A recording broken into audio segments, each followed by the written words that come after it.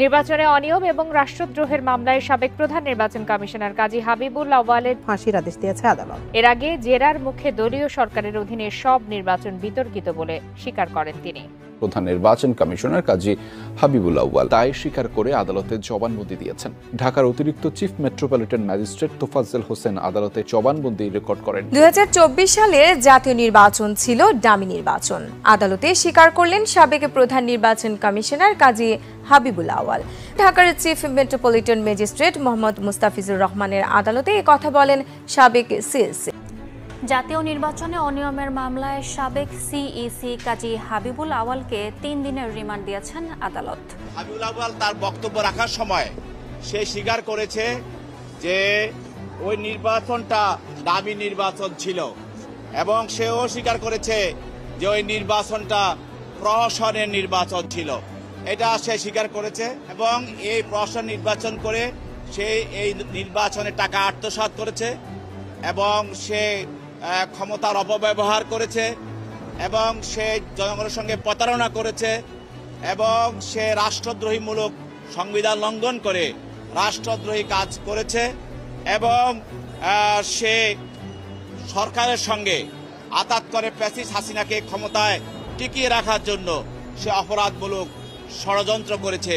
আউয়াল কমিশনের হাবিবুল আউয়াল দায় স্বীকার করে তিনি এখন যেই স্বীকারোক্তি দিয়েছেন, এটা যদি সেই সময় 2024 সালে তিনি এই ডামি এবং একতরফা প্রতারণামূলক নির্বাচন না করত এবং তিনি যদি তার নিজের দোষ স্বীকার করে তিনি যদি স্বীকারোক্তি মূলক জবানবন্দি দিতেন যে আমি এর পক্ষে নই, কিন্তু শেখ হাসিনা ও আওয়ামী লীগ আমাকে জোর করে আমাকে চাপ দিয়ে তারা এই ধরনের নির্বাচন আমার দ্বারা করাইতেছেন, তাহলে এবং তিনি যদি বলতো যে এটা কোনো নির্বাচন হতে পারে না এবং এটা একটা সুস্থ নির্বাচন নয়, তাহলে মানুষ তাকে গ্রহণ করত, সাদরে গ্রহণ করত।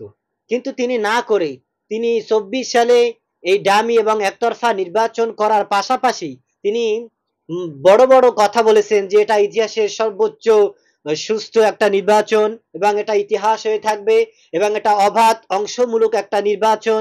তিনি এ ধরনের অনেক বড় বড় লেকচার দিয়েছেন। তো এখন তিনি যেই স্বীকারোক্তি দিয়েছেন এটা আসলে তার জন্য আরো বড় বড় কাল হয়ে দাঁড়াইতেছে। তো এই স্বীকারোক্তি দেওয়ার কারণে যে এরকম ভাবে তাকে সর্বোচ্চ শাস্তি দেওয়ার জন্য তার এই স্বীকারোক্তি প্রমাণ হিসাবে যথেষ্ট। ইতিমধ্যে তাকে গ্রেফতার করা হয়েছে এবং রিমান্ডে তিনি তার সকল অপকর্মের কথা স্বীকার করেছেন এবং তিনি এমন কিছু চাঞ্চল্যকর তথ্য দিয়েছেন যা শুনলে আপনি অবাক হয়ে যাবেন। দর্শক, এই বিষয়ের কিছু অংশ ভিডিওর শুরুতে শিরোনামে আপনারা দেখেছেন, বিস্তারিত পুরো ভিডিও জুড়ে। তার আগে আমার একটা অনুরোধ, যারা আমার চ্যানেলে নতুন আসছেন চ্যানেলটি সাবস্ক্রাইব করে ওয়াল ক্লিক করে বেল আইকনটি বাজিয়ে দিয়ে। তো দর্শক, চলুন দেখে আসি এই সাবেক হাবিবুল আউয়াল যে অন্যায় অপরাধ করেছেন এবং রিমান্ডে যে সমস্ত চাঞ্চল্যকর তথ্য দিয়েছেন এবং যে কারণে মূলত তার ফাঁসি কার্যকর হতে যাচ্ছে, এটা দেখার আগে প্রথমেই তার কিছু অন্যায় অপকর্মের ভিডিওগুলো দেখব, এরপরে পুরো বিষয়টা দেখব।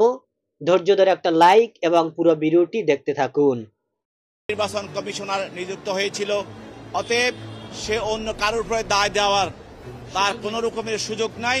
সমস্ত নির্বাচন বিষয়টাকে এই প্রহসনের নির্বাচনের দায় দায়িত্ব তাকে নিতে হবে এবং এই প্রহসন নির্বাচন করে সে এই নির্বাচনে টাকা আত্মসাৎ করেছে এবং সে ক্ষমতার অপব্যবহার করেছে এবং সে জনগণের সঙ্গে প্রতারণা করেছে এবং সে রাষ্ট্রদ্রোহীমূলক সংবিধান লঙ্ঘন করে রাষ্ট্রদ্রোহী কাজ করেছে এবং সে সরকারের সঙ্গে আতাত করে ফ্যাসিস্ট হাসিনাকে ক্ষমতায় টিকিয়ে রাখার জন্য সে অপরাধমূলক ষড়যন্ত্র করেছে। এই অপরাধ সহ আরো অন্যান্য অপরাধগুলি আমরা তার বিরুদ্ধে তদন্তকারী কর্মকর্তা আজকে বিজ্ঞাপন উপস্থাপন করেন। আপনারা জানেন যে আমাদের ক্রিমিনাল যে প্রসিডিউর আছে সেখানে বলা আছে একজন ইমপ্রুভমেন্ট, সে একটা ঘটনা যদি থানা বা কোথাও কোনো কর্তৃপক্ষ আমাদের কোনো ল এনফোর্স এজেন্সির কাছে ইনফর্ম করে, এটাই আমার যথেষ্ট।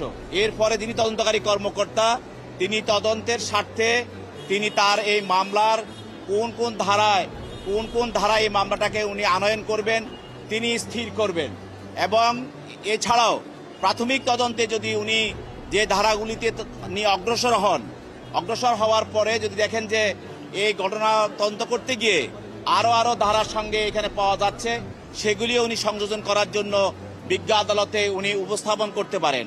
গতকালের সেই রিমান্ডের বিষয়ে জিজ্ঞাসাবাদের পর তদন্তকারী কর্মকর্তা তা তদন্তে দেখতে পেয়েছেন যে এই ঘটনার সঙ্গে আরো বিষয়গুলি জড়িত হয়েছে। সেই জন্য তিনি দরখাস্ত দিয়ে বিজ্ঞ আদালতে তার গত কয়েকদিনে তদন্ত এবং জিজ্ঞাসাবাদের বিষয়গুলি দরখাস্ত আকারে এবং কেস ডকেট আদালতে উপস্থাপন করার কারণে তার বিরুদ্ধে এই ধারাগুলি সংযোজন করা হয়। উনি আদালতে নিজকে সেভ করার জন্য সমস্ত বক্তব্য যে সরকারের উপর এবং জনগণের উপর দায় চাপিয়ে দিচ্ছেন এবং রাজনৈতিক নেতাদের উপরে দায় চাপিয়ে দিচ্ছেন, জনগণের উপরে চাপিয়ে দিচ্ছেন, সরকারের উপরে চাপিয়ে দিচ্ছেন। এটা সে নিজকে সেভ করার জন্য। আমরা বলছি যে না, আপনার এটা জাস্টিফাই করার কোনো আপনার কর্মকাণ্ড অবৈধ এবং অপরাধমূলক যে কাজ, এটা আপনি নিজে অন্যের উপর দোষ চাপিয়ে নিজকে বাঁচানোর জন্য বা নিজের কর্মকাণ্ডকে জাস্টিফাই করার কোনো সুযোগ নাই। যেহেতু একটা সাংবিধানিক পদ, প্রধান নির্বাচন কমিশনার হিসাবে যখন নির্বাচন হয় সকল দায়িত্ব প্রধান নির্বাচন কমিশনারের কাছে দায়িত্ব হয়। রাষ্ট্রের সকল যারা নির্বাচন সংক্রান্ত কাজ সকল কর্মচারী নিয়োজিত থাকে এবং বিভিন্ন ডিসিএসপি সহ বিভিন্ন এবং পুলিশ, বিভিন্ন এনফোর্সমেন্ট এজেন্সি সবাই কিন্তু প্রধান নির্বাচন কমিশনারের আন্ডারে থাকে। অতএব আপনি নিজে অন্যের উপরে দায় ছেড়ে দিয়ে দায় থেকে এড়াইতে পারেন না। এই জন্য আপনাকে এই দায় গ্রহণ করতে হবে। এবং এছাড়াও আরেকটি বক্তব্যে উনি বলেছেন, ওনাকে জিজ্ঞাসা করা হয়েছিল যে সেখানে প্রতি বছর যে টাকা দেওয়া হয় নির্বাচনের সময়, প্রত্যেকটা ইনকোয়ারি যারা হয় বিচারকদের দিয়ে যে ইনকোয়ারি করা হয়, কমিটি করা হয়, সেখানে 20,000 25,000 করে দেওয়া হতো। কিন্তু আপনি প্রত্যেকটা ইনকোয়ারি কমিটি যিনি তার সদস্য ছিল প্রত্যেককে আপনি 5 লক্ষ টাকা করে আপনারা তাদেরকে রিমুনারেশন দিয়েছেন।